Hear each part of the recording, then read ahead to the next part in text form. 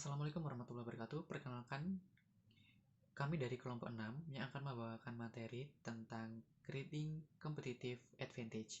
Kelompok kami beranggotakan Farika Isnani Surofin dengan NIM 2008031 03066, Muhammad Fikri Hafian dengan NIM 20031 03067, Salsa Indira Eka Putri dengan NIM 2008031 03068, Fitriani Arifa dengan NIM 2008031 03069, Muhammad Rifki dengan NIM 2008031 03070, Gina Kanza Imtinan dengan NIM 2008031 03071. Adapun peta konsep yang akan kami bawakan yaitu Competitor Analysis, Competitive Strategy, Balance Customer, and Competitive Orientation. Baik, presentasi akan dimulai dengan rekan kami. 1. Competitor Analysis. Competitor Analysis terdiri dari identifying competitors, assessing competitors, selecting competitors to attack and avoid, designing a competitive intelligence system. Selanjutnya ada identifying competitors atau analisis pesaing. Untuk merencanakan strategi pemasaran yang efektif, perusahaan perlu mencari tahu semua tentang perusahaan pesaing secara terus-menerus untuk membandingkan strategi pemasaran produk, harga, saluran, dan promosi dengan pesaing terdekat. Dengan cara ini, perusahaan dapat menemukan area dari potensi keuntungan dan kerugian kompetitif. Selanjutnya, assessing competitors atau menilai pesaing. Perusahaan ingin mengetahui kepentingan relatif yang pesaing tempatkan pada profitabilitas saat ini, pertumbuhan pangsa pasar, arus kas, teknologi kepemimpinan nologis, kepemimpinan layanan, dan tujuan lainnya. Misalnya, perusahaan yang mengejar biaya rendah kepemimpinan akan bereaksi jauh lebih kuat terhadap manufaktur pengurangan biaya pesaing terobosan dibandingkan peningkatan periklanan pesaing yang sama. Baik, di sini saya akan menjelaskan tentang selecting competitor to attack and avoid, atau memilih pesaing untuk dilawan atau dihindari. Sebuah perusahaan besar telah memilih pesaing melalui keputusan sebelum target pelanggan, positioning dan strategi campuran dalam pemasarannya. Manajemen harus menentukan pesaing mana yang akan bersaing sengit dengannya. Pesaing kuat atau lemah pada sebuah perusahaan dapat fokus pada salah satu dari beberapa kelas pesaing. Kebanyakan perusahaan lebih memilih pesaing lemah. Hal ini dikarenakan karena pesaing lemah dapat menghemat sumber daya dan lebih menghemat waktu. Pada prosesnya, perusahaan harus dapat memilih pesaing yang kuat agar dapat bersaing dengan perusahaan lain untuk mengasah kemampuannya. Kompetitif strategi terdiri atas approach to marketing strategi, market leader strategi, basic competitive strategi, market select strategi, market niche strategi, competitive position, market follower strategi. Yang pertama, approach to marketing strategi, yaitu artinya pendekatan strategi pemasaran. Setiap perusahaan harus menentukan apa yang paling masuk akal, mengingat posisinya dalam industri dan tujuan peluang dan sumber dayanya. Pendekatan terhadap strategi dan praktik pemasaran yang melewati 3 tahap pemasaran, yaitu pertama, kewirausahaan, yang kedua, pemasaran formulasi, yang ketiga, pemasaran wirausaha. Yang pertama, pemasaran kewirausahaan, di mana sebagian perusahaan dimulai secara individu, menggunakan kecerdasan mereka dengan memanfaatkan sebuah peluang. Yang kedua, pemasaran terformulasi. Perusahaan kecil yang sukses, mereka bergerak ke pemasaran yang lebih terformulasi dengan mengembangkan strategi yang formal. Yang ketiga, pemasaran wirausaha. Kebanyakan perusahaan akan terjebak dalam pemasaran yang dirumuskan. Dengan begitu, mereka akan mencoba menyempurnakannya dengan strateginya.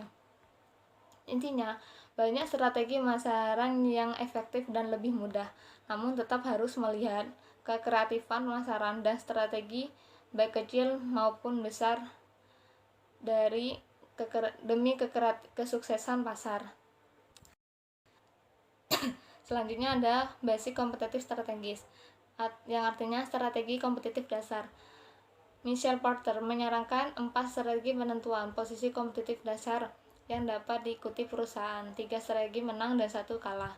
3 strategi kemenangan adalah sebagai berikut. Yang pertama, kepemimpinan biaya keseluruhan. Yang kedua, diferensiasi. Yang ketiga, fokus. Dalam kepemimpinan biaya keseluruhan, bekerja keras mencapai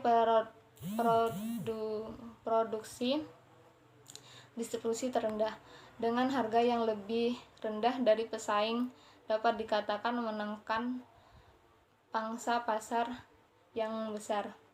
Yang kedua, dalam diferensi perusahaan lebih konsentrasi dalam pembuatan dini produk dan program pemasaran. Konsumen akan memiliki merek dengan harga yang lebih tidak terlalu tinggi.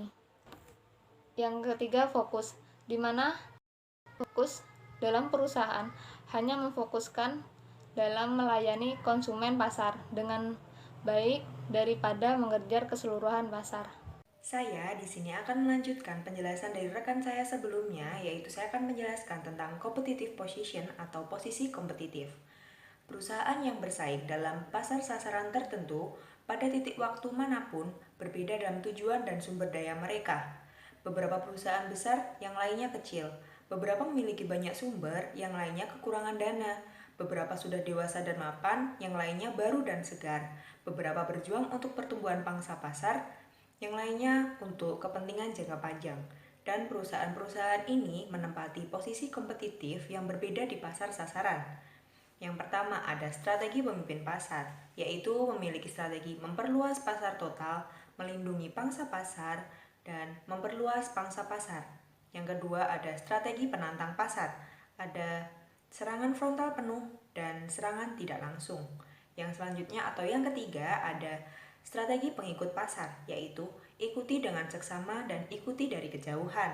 Yang selanjutnya ada strategi market niche atau bisa disebut dengan ceruk. Lalu strateginya ada oleh pelanggan, pasar, harga, kualitas, serta layanan, lalu banyaknya ceruk. Yang selanjutnya ada strategi pemimpin pasar. Pemimpin pasar yaitu seorang yang memimpin atau memiliki pangsa pasar yang cukup besar. Lalu mereka dijadikan sebagai patokan atau acuan dalam menentukan harga, iklan, dan cakupan distribusi. Contoh dari perusahaan yang memiliki atau perusahaan yang sebagai pemimpin pasar, ada Amazon di bidang retail, ada McD di bidang fast food, ada Coca-Cola di bidang minuman, dan Google di bidang internet. Lalu, dalam market leader strategis atau strategi pemimpin pasar itu menerapkan 3 hal. Yang pertama ada menemukan cara untuk memperluas permintaan total, yang selanjutnya ada melindungi pangsa pasar, yang ketiga ada mencoba memperluas pangsa pasar terlebih dahulu atau lebih jauh. Yang pertama, saya akan menjelaskan tentang menemukan cara untuk memperluas permintaan total. Sebagai contohnya, saya mengambil contoh permainan Lego. Permainan Lego dahulu hanya dipermainkan atau kebanyakan itu diciptakan atau dimainkan oleh kaum pria. Lalu untuk saat ini Lego mulai membuat inovasi baru yang tidak hanya dapat dimainkan oleh seorang pria, namun bisa juga dimainkan oleh wanita. Yang selanjutnya yang saya akan menjelaskan tentang melindungi pangsa pasar, yaitu kita pasti di suatu pasar atau di suatu perusahaan memiliki suatu pesaing. Lalu, dengan hal itu kita harus mencegah atau memperbaiki kelemahan yang memberi peluang pesaing. Lalu yang selanjutnya ada mencoba memperluas pangsa pasar. Memperluas pangsa pasar itu tidak hanya memikirkan tentang profitabilitas saja, namun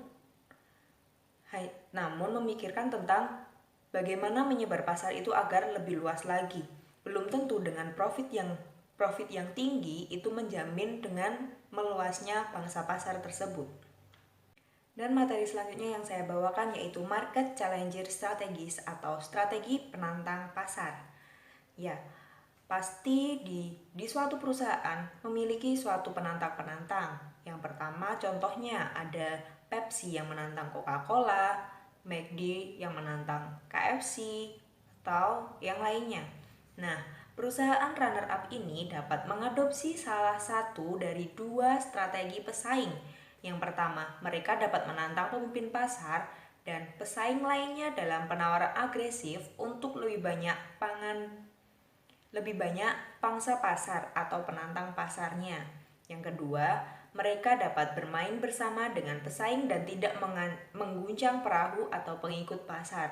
Jadi, seorang penantang pasar itu dapat memilih di antara dua hal tersebut yang sudah saya jelaskan sebelumnya.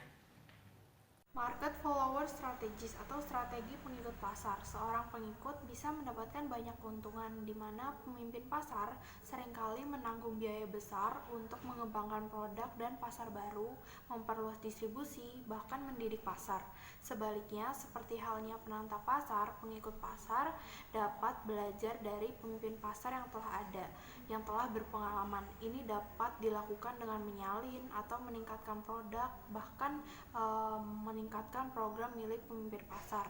Biasanya hal ini dilakukan dengan melakukan investasi. Meskipun pengikutnya itu mungkin tidak akan menyalip pemimpin pasar itu sendiri, seringkali kegiatan ini bisa juga menguntungkan mereka.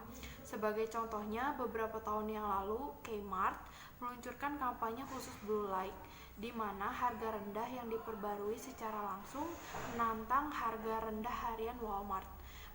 Yang dilakukan itu biasanya dengan memulai perang harga. Walaupun gak bisa menang, Walmart itu sedikit kesulitan menantang tantangan dari Kmart, meninggalkan Kmart lebih buruk untuk upaya tersebut. Jadi banyak perusahaan itu lebih memilih untuk mengikuti strategi dari pemimpin pasar daripada menantang pemimpin pasar itu sendiri. Market Nicer Strategies atau strategi market nicer. Jadi nicer sendiri merupakan perusahaan kecil dengan sumber daya yang terbatas, tetapi divisinya itu lebih kecil dari perusahaan yang lebih besar gitu. Juga memungkinkan mengejar strategi khusus. Perusahaan dengan pangsa pasar yang rendah dari total pasar yang bisa sangat sukses dan menguntungkan melalui ceruk yang cerdas. Mengapa nicing ini menguntungkan? Alasannya itu karena pasar ini itu dinilai lebih baik yang diketahui oleh kelompok pelanggan sasaran dengan sangat baik, sehingga memenuhi kebutuhan mereka lebih baik gitu daripada perusahaan lain yang menjual dengan santainya ke ceruk itu sendiri. Akibatnya, lebih baik dapat membebankan markup yang substansial atas biaya karena nilai tambahnya itu sendiri. Sedangkan pemasar massal mencapai volume tinggi lebih baik mencapai margin tinggi itu sendiri. Yang selanjutnya atau materi yang terakhir yaitu Balancing Customer and Competitor Orientation, yaitu perusahaan yang berpusat pada pesaing adalah perusahaan yang menghabiskan sebagian besar waktunya melacak pergerakan pangsa pasar dan mencoba menemukan strategi untuk melawannya. Pendekatan ini memiliki beberapa kelebihan dan kekurangan. Kelebihannya yaitu perusahaan mengembangkan pejuang orientasi, memperhatikan kelemahan pada posisinya sendiri, dan mencari tahu pesaing kelemahan. Yang sisi negatifnya yaitu perusahaan menjadi terlalu reaktif.